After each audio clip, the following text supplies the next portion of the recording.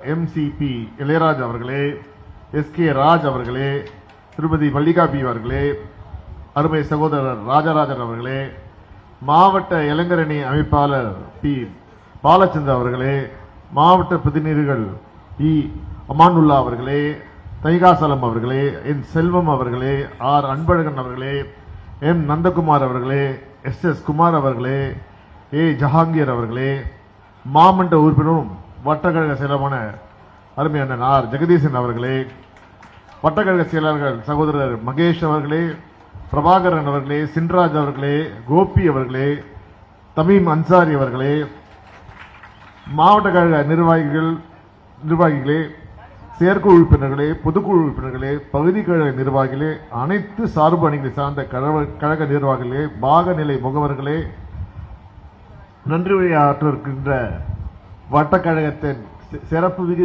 செயலாளர் அருமை சகோதரி ஜிவி அவர்களே, மற்றும் சிறப்பு என்ன சொல்றேன்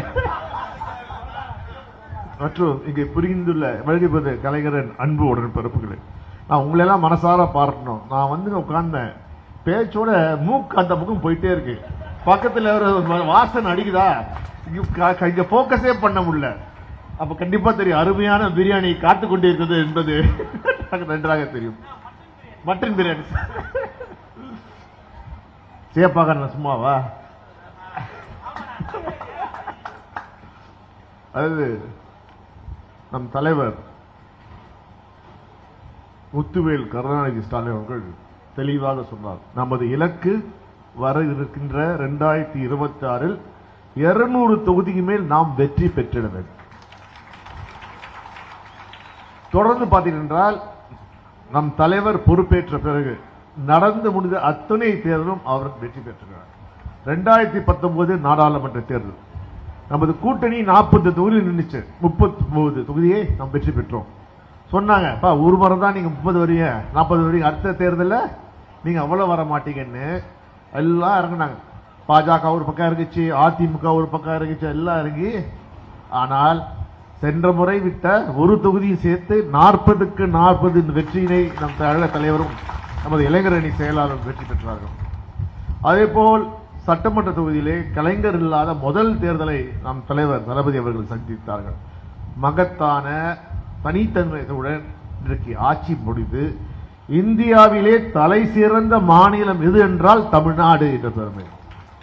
இந்தியாவின் தலை சிறந்த முதல்வர் யார் என்றால் அது முத்துவேல் கருணாநிதி ஸ்டாலின். இன்றைக்கு தொழில் தொடங்க அமெரிக்கா சென்றுள்ளார், அங்கெல்லாம் கியூ லைன் கட்டி நிற்கிறார். இதுக்கு நான் தமிழ்நாட்டில் தான் முதலீடு செய்வோம் என்று. ஏன் அவ்வாறு செய்வதால் பயன் என்ன? நம்ம வீட்டு பிள்ளைங்களுக்கு வேலை வாய்ப்பு கிடைக்கும். இவங்க 10 வருஷம் ஆண்டாங்க, என்ன பண்ணாங்க? வேலை வாய்ப்பு பெருக்கினாங்களா? இல்லை. ஆனால் நம் தலைவர்கள் சிந்தனை எல்லாம் தெளிவு, வேலை வாய்ப்பை பெருக்கினால்தான் நம்ம அடுத்த தலைமுறை வளரும் என்றது. குறிப்பாக பார்த்தீங்கன்றால், நான் ஜிவி அண்ணனை பற்றி சொல்லணும்னு சொன்னேன். எதுக்குன்னா, நாங்கள் தேர்தல் பிரச்சாரம் சென்ற போது ஒரு பகுதியில் ஒரு இஸ்லாமிய குடும்பத்தினர் எங்களை வழிமறித்தார். பாருங்க, இது குழாயில் வந்து கழிவு நீக்காத தண்ணீர் வருது. உடனே வண்டி நிறுத்திட்டோம். அவர் சண்டை போட வரல, அவர் வந்து என் பிரச்சனையை நான் உங்ககிட்ட சொல்லணும்னு. நான் சொன்னேன், எங்களையே உங்க ஜிவி கிட்ட சொல்லுங்களேன். ஜிவி இறங்கணும், அடிச்சு பார்த்தோம், கொஞ்சம் கலர் தகுந்தது. அப்போ சொன்னேன், இல்லைண்ணே இங்க பைப் போட்டுட்டு இருக்காங்க, பைப் போடுறதுனால இங்க பிரச்சனை இருக்கு. இல்ல எங்க வண்டியை தீரும் ஏத்த வீட்டு அவருக்கு பாருங்க, அப்பவே எதிர்த்த வீட்டுல தண்ணி நல்லா வருது, எனக்கு மட்டும் வரல. ஆனால் அடுத்த ஒரு வாரத்துக்குள், தேர்தல் நடுவதில் இல்லை, ஒரு வாரத்துக்குள் அவர் பிரச்சனையை தீர்த்து காட்டிய பெருமை அருமை சகோதரர் ஜிவிக்கு உண்டு. ஏன்னா அதை சொல்ற, அதற்கு அவருக்கு நல்ல குணம் இருக்கு, அப்பப்போ கொஞ்சம் கொஞ்சம் சிறந்த குணம் வரும்.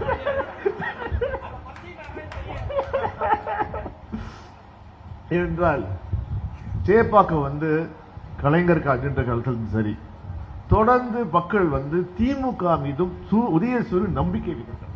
அந்த நம்பிக்கையை நிலைநாட்டுவது நாங்கள் வந்து வேட்பாளர்கள் இருந்தாலும் சரி, இல்லை நாடாளுமன்ற உறுப்பினரும் சரி, அவர்களுடன் தொடர்பில் இருப்பவர்கள் நீங்கள் தான். இன்றைக்கு நான் நன்றி சொல்ல வேண்டும் என்றால் உங்களுக்கு தான், ஒவ்வொருத்தருக்கும் நன்றி சொல்லணும். ஏன்னா நீங்க தான் நம் முதலமைச்சரின் பிரதிநிதியா அவங்க வீட்டுக்கு முன்னாடி நிற்கிறீங்க. நீங்கள் தான் நமது இளைஞரணி செயலர் உதயநிதி பிரதிநிதியா அவர் முகமாக நீங்கள் போய் நிற்கிறீங்க. இன்று நாடாளுமன்ற உறுப்பினர் நான் இருந்தா கூட என்னுடைய பிரதிபலமாக தான் முகமாக தான் நீங்க நிற்கிறீங்க. அப்போ நீங்க அவங்க கிட்ட முகத்தை சொல்லிச்சுக்கிட்டீங்கன்னா உங்க முகத்தை பார்க்கல, அவங்க முதலமைச்சர் முகத்தை பார்க்கறாங்க, உதயநிதி ஸ்டாலின் முகத்தை பார்க்கறாங்க, எங்க முகத்தை பார்க்கறாங்க. அப்ப யாரை திட்டுவாங்க? உங்களை கடிந்து கொள்ள மாட்டாங்க, நேராக.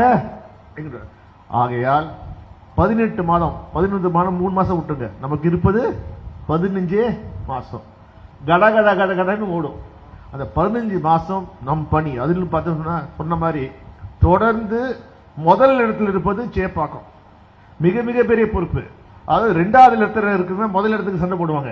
ஆனா முதல் இடத்தை தக்க வைத்துக் கொள்ளிருப்பது மிக மிக கடினமான பொருள். ஏன்னா அடுத்த தேர்தல் அப்ப நீங்க பாத்தீங்களா முதல் இடத்துல இருந்தீங்களே 2வது இடத்துல வந்தீங்கன்னு சொன்னீங்கன்னா எனக்கும் வருத்தமா இருக்கும், உங்களுக்கும் வருத்தமா இருக்கும். ஏனென்றால் பார்த்தீங்கன்னா குறிப்பாக மேற்கு மாவட்டம் கிழக்கு மாவட்டத்தில் அதிகமான வாக்கு வித்தியாசத்தை பெற்றிருக்கு.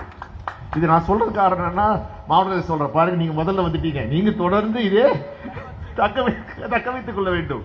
ஏனென்றால் நான் யாரும் குறை சொல்ல, இது ஒரு போட்டி. சொன்ன மாதிரி வச்சுக்கலாம், கவுண்டிங் அப்போ நான் எங்க வட்டம் பெட்டர், எங்க வட்டம் பெட்டர் இல்லை, நான் பெட்டர். நான் மக்களை சந்திக்கும் போது நான் சிறப்பாக மக்களை சந்திப்பேன், மக்களிடம் குறைகளை தீர்ப்பேன். அவங்க என்னங்க கேட்காங்க, தண்ணி வரல, காவா அடிச்சிருக்கு, ஏதோ பிரச்சனை இருக்கு, நாம் உடனுடன் தீர்த்து போடலாமே. நீங்க தீர்த்தீங்கன்னு வச்சுக்கல, நீங்க போனீங்க அங்க அண்ணன் வாங்க சொல்லி நம்மளை அழகாக அழைத்து நமக்கு பரியா கொடுப்பார்கள். உங்களை சிறப்பித்தால் அவர்கள் உங்களை சிறப்பிக்கவில்லை, முத்துவேல் கருணாநிதியை சிறப்பிக்கிறார், உதயநிதி ஸ்டாலின் அவர்களை சிறப்பிக்கிறார், கூட என்னையும் சிறப்பிக்கிறார் என்று நான். அதே போல் இன்று பார்த்தீங்கன்னா சொல்லுவாங்க, மகளிரை பார்க்க அவங்களும் எல்லாம் நம்ம பேசுறதுக்கு உணர்ச்சி பட்டு சிரிக்கிறாங்க, கை தட்டுறாங்க. சமீபத்தில் ஒரு நிகழ்வு நடந்தது, நீங்க எல்லாம் பார்த்துருப்பீங்க. அதாவது சொல்லுவாங்க, கஷ்டப்பட்டு கஷ்டப்பட்டு தமிழ்நாட்டை முதலிடத்து கொண்டு போறோம். என்ன சொல்லுவாங்க, வெறும் மூடப்ப நம்பிக்கைகளை சொல்லி இப்படி பண்ணாத, இப்படி பண்ணா இதுவாயிடும், இது பண்ணா தீட்டாயிடும் சொல்லி சொல்லி நம்ம பின்னுக்கு தந்தாங்க. ஆனா பெரியார் வந்தார். அந்த காலத்துல இல்லாம உங்களுக்கு தெரியும் இல்ல, தெரியாத தெரியல, என்ன பண்ணுவாங்க, சொத்து போகக்கூடாதுன்னு பெண் பிள்ளைகளுக்கு 6 வயசு 5 வயசுலயே குழந்தை கல்யாணம் திருமணம் செய்து விட்டுருவாங்க. 5-6 வயசுல. பையனுக்கு 7-8 வயசு இருக்கும். அப்பெல்லாம் அதிக நாட்கள் நம்ம உயிர் வாழ மாட்டாங்க. ஆமாம், 10 வயசுல அவன் செத்து போயிடுவோம் பையன். 10 வயசு செத்து போன என்ன ஆகும், அந்த பெண் நிலைமை என்ன, அது 7-8 வயசு பெண் விதவை. என்ன பண்ணாங்க, ஒரு வெள்ளை புடவை கட்டி அந்த பொண்ணை ஓரமா ஒடுக்கி வச்சிருவாங்க. அந்த பெண் எந்த நல்ல நிகழ்ச்சியிலும் கலந்து கொள்ள விட மாட்டார்கள். பருவம் அடையாத அந்த பெண் தான் என்ன பாவம் செய்தேன், எந்த தவறு செய்தேன் தெரியாமல் வாழ்நாள் முழுவதும் விதவை கோலம் போட வேண்டும். இது இங்க. அங்க என்ன பண்ணுவாங்க, புருஷன் செத்தா சதி ஏறணும்னு பெண் பிள்ளையை எதிர்த்துவாங்க. இதை எதிர்த்து முதல் குரல் கொடுத்த யாருன்னா நம் தந்தை பெரியார். என்ன சொன்னாரு, ஏய் நியாயமா, அது பருவம் வர விவரமே தெரியாத வயதில கல்யாணம் பண்ணி விட்டு அந்த பொண்ணை சாக, அந்த பொண்ணுக்கு மறுமணம் செய்து வைங்கள். பொண்ணு எல்லாம் கிளம்பிட்டான். நீ யார எங்க வீட்டு பொண்ணை பத்தி பேசுறது, உங்க வீட்டு பொண்ணு முதல்ல எல்லார் வீட்டு பெண்களும் எங்கள் வீட்டு பெண்களாக கிடைத்து அவர்கள் முன்னேறினால்தான் தமிழ்நாடு முன்னேறும் என்று குரல் கொடுத்தவர் தான் தந்தை பெரியார். அதனால்தான் தமிழ்நாட்டில் அதிக பெண்கள் பெரியாரை மதிக்கிறார்கள். ஏன்னா உங்கள் உரிமை தான் முன்னுரிமை, பெண்கள் முன்னு வந்தால்தான் தமிழ்நாடு முன்னேறும். அதே போல் அதிகாரம் படிக்க பெண் எதுக்கு, அடுப்பு ஊதும் பெண்களுக்கு படிப்பு தேவையில்லைன்னு சொன்னாங்க. இங்க அவங்க இவங்களை வெறும் குழந்தை பெற்றுக்கிற மிஷினாக மட்டும் அவங்க பார்த்தா இல்லை இல்லை, பெண்களும் ஆண்களும் சமமாக வளர்ந்தால்தான் ஒரு நாடு வளரும் என்று உணர்ந்தவர் பெரியார், அண்ணா, கலைஞர். படிக்க வச்சோம், ஆணுக்கு நிகரா பெண்ணை படிக்க வச்சோம். அண்ணா படிக்க வச்சார், கலைஞர் சொன்னார் கஷ்டப்பட்டாங்க பெண். என்ன கலைஞர்கிட்ட கேட்டாங்க, ஐயா நீங்க படிக்க சொல்றீங்க, நான் ஒரு மாவட்டத்தில் இருக்கேன், என் மாவட்டத்தில் கல்லூரியே இல்லை, நான் படிக்கணும் கிட்டத்தட்ட பஸ் 1 மணி நேரம் 2 மணி நேரம் பஸ்ஸை பிடிச்சு போடணும். அது உணர்ந்த கலைஞர் என்ன பண்ணார், ஒவ்வொரு மாவட்டத்திலும் ஒரு கல்லூரி, ஒவ்வொரு மாவட்டத்திலும், வேற இந்தியாவில் வேற எங்குமே இல்லை, ஒவ்வொரு தமிழ்நாட்டில் ஒவ்வொரு மாவட்டத்திலும் ஒரு மருத்துவக் கல்லூரி, ஒரு இன்ஜினியரிங் கல்லூரி கொண்டு வந்து, அரசு கல்லூரி கொண்டு வந்து யார் என்றால் முத்தமிழர் கலைஞர். எதற்கு, பெண்கள் முன்னேற வேண்டும். இந்தியாவில் யாரும் யோசிக்கல, ஆணுக்கு நிகர் அப்பா அம்மா சொத்து சமபாதி சொன்னது யார்? சட்டம் கொண்டு வந்து யார்? கலைஞர், திமுக தான். அதுக்கு பிறகுதான் 10 வருஷம் கழிச்சு ஒன்றிய அரசு அந்த சட்டத்தை கொண்டு வருது. ஏனென்றால் பெண்கள் முன்னேற்றம் ஒரு நாட்டின் முன்னேற்றம்.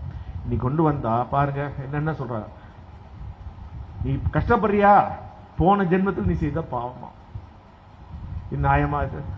இது ஏற்றுக்கொள்ள. நம்ம பிள்ளைகளை பள்ளியில் எதுக்கு படிக்க வைக்கிறோம்?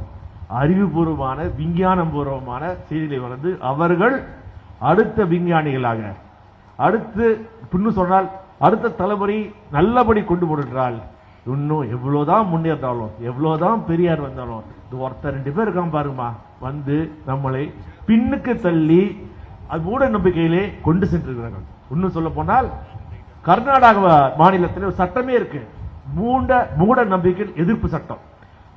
அங்க எப்படின்னா நம்ம ஊர் எவ்வளவு தேவை, பெரியார் அண்ணா கலைஞர் அதெல்லாம் முன்னேறிட்டோம். அங்க என்னன்னா நரபலி கொடுக்கிறது.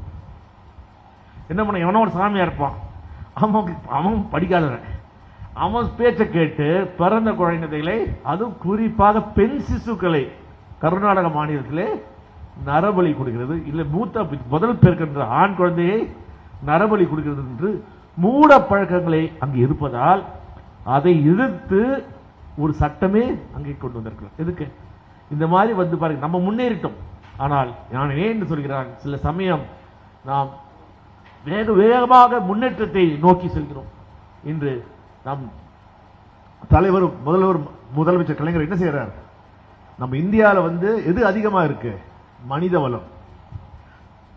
துபாய் போனா என்ன இருக்கு? எண்ணெய் வளம். நமக்கு இருக்கிறது மனித வளம். என்ன பண்ணாங்க? 2000 வருஷமாமா 3% மக்கள் தான் படிச்சான். நம்மள படிக்கவே இல்லை. படிக்காம என்ன பண்ணா? அமெரிக்காவை பாருங்க, அமெரிக்கா வளர்ந்ததுன்னா அமெரிக்கா முதல் மனித வளமே இல்லை. அமெரிக்கா வந்து வெள்ளையர்கள் போய் அங்கே நாட்டை கைப்பற்றினார்கள். அங்குள்ள இந்தியர்களிடம் கைப்பற்றி ஆள் இல்லை. என்ன பண்றான்? அறிவுக்காக, மனித வளத்திற்காக இந்தியா மற்ற வெளிநாடுகளிலிருந்து மனித வளத்தை கொண்டு வந்தார். முதல்ல என்ன பண்ண?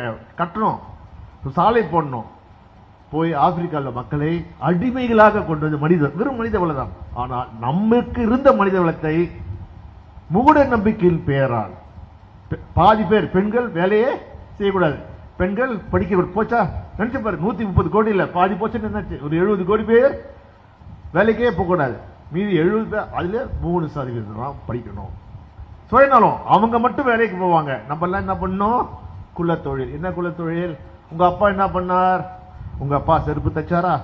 நீ சாகர வரைக்கும் நீ தான் செருப்பு தைக்கணும். நீ செத்த பிறகு உன் புள்ளியும் பிள்ளைய அதையே தொழிலா பண்ணணும். உங்க அப்பா என்ன பண்ணார்? வெட்டியா வேலை பார்த்தா, என்ன இருக்கு, மயானத்தில் இருக்காரா? நீ வாழ்நாள் போடுவதாக அந்த தொழில தான் செய்யணும். உங்கப்பா விவசாயம் பார்த்தாரா? எங்கப்பா நாங்களா பிறப்பால் உயர்ந்தவர்கள், நாங்க படிக்கலாம், நாங்க என்ன வேணா செய்யலாம், நாங்க கை நிறைய சம்பாதிப்போம். ஆனால் நீங்கள் பிறப்பால் தாழ்ந்தவர்கள், அதனால் நீங்கள் படிக்கவே கூடாது. அதை மாற்றி அமைத்தது இன்னைக்கு பாருங்க. நான் முதல்வன் திட்டத்துக்கு அரசு கல்லூரியில் படித்து நீங்க மேல்கல்வி போட்டி அரசு பள்ளி படித்து பேசுனா மாதம் 1000 ரூபாய், கிட்டத்தட்ட அந்த பெண்களுக்கு 36,000 ரூபாய் படிக்க தராங்க. அதை மாற்றி மாணவர்களுக்கும் தந்திருக்கிறார் நம்ம முதல்வருக்கு.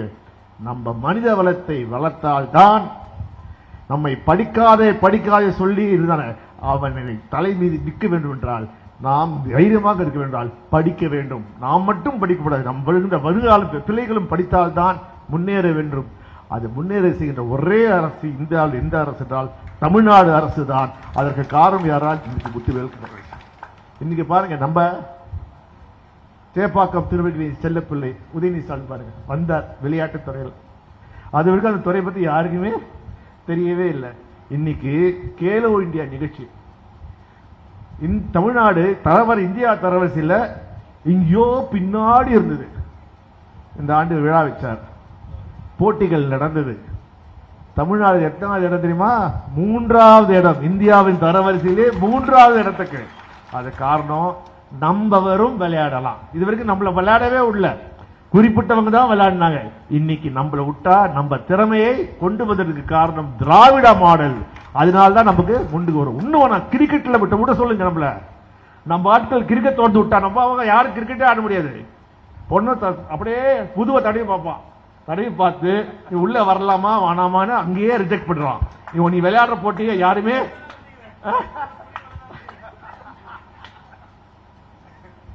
எச்சரிக்கையுடன் பேசுவாரு. மாவட்ட செயலர் கேட்டுக்கொண்டது காரணம் இல்லை, நான் சொல்றது காரணம் வருத்தமாக இருக்குது. நம்ம எவ்வளவு பெரியார், அண்ணா, கலைஞர் தலைமையில முன்னுக்கு வரும். வாழ்க்கையில் முன்னுக்கு வரும்போது இந்த மாதிரி மூடப்பகளை நம்மளை படிக்காதே, முன்னுக்கு வராதே சொல்வர்களை அவர்தான் நம்ம எதிரிகள். அவரை கண்டு கொள்ளுங்கள். யார் மதத்தின் பேராலோ இல்லை கடவுளின் பேராலோ உங்களை தடுக்கிறார்களோ கேளுங்க. நம்ம கடவுளுக்கு எதிரானவர்கள் நம்ம கிடையாது. நம்ம கலைஞர் என்ன சொல்றார்? கோவில் கூடாது என்பதில்லை, கோயில் கொடியவர்கள் கூடாரமாக மாறக்கூடாது. நம்ம அனைத்து மதத்தையும் மதிக்கிறோம், அனைத்து மொழிகளையும் மதிக்கிறோம். ஆனால் நீ இந்த மொழி மட்டும்தான் படிக்க சொன்னா அதை நாங்கள் ஏற்றுக்கொள்ள மாட்டோம். என் தாய்மொழியை கைவிட நாங்கள் தயாராகவே. ஆயினும் இந்த போர் தொடர்ந்து கொண்டே இருக்கும். இந்த போர் நிற்கல. இன்னைக்கு பார்த்தீங்கன்னா 75 ஆண்டு காலமாக திமுக உருவாகிய காலம் இந்த ஆண்டு இது. ஆயினும் பாருங்க, முதல் ஆண்டு என்ன பேசணுமோ அதே பேச்சை தான் நானும் இன்று பேசிக் கொண்டிருக்கேன் என்பது வருந்தக்கூடிய செயல்.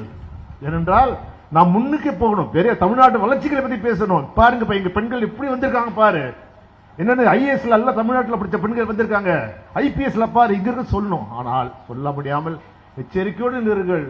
மூடப்பழக்கத்தின் மூலமாக நம்ம பின்னுக்கு தள்ளுகிறார்கள் என்று உங்கள் எல்லாம் எச்சரிக்கை. ஆனால் ஒரு சந்தோஷம் என்னன்னா, இப்ப கேக்குறீங்க, அப்போ எங்க பேச்சை கேட்க கூடாதுன்னு ஒரு கூட்டம் சுத்திடுறது.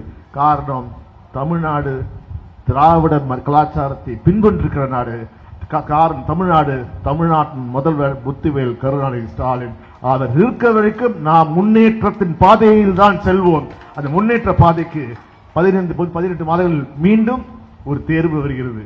அந்த தேர்வில் மீண்டும் சேப்பாக்கம் முதலிடம் இருக்க வேண்டும் சொல்லி, அதே மாதிரி கோரிக்கை, எம்பி எலெக்ஷன் 30,000னா எம்எல்ஏ எலெக்ஷன்ல சேப்பாக்கம் அதை விட அதிகமாக பெற்றுவிட வேண்டும் என்று கூறி எல்லா வாய்ப்புக்கு அனைவரும் நன்றி தெரிவிக்கிறேன்.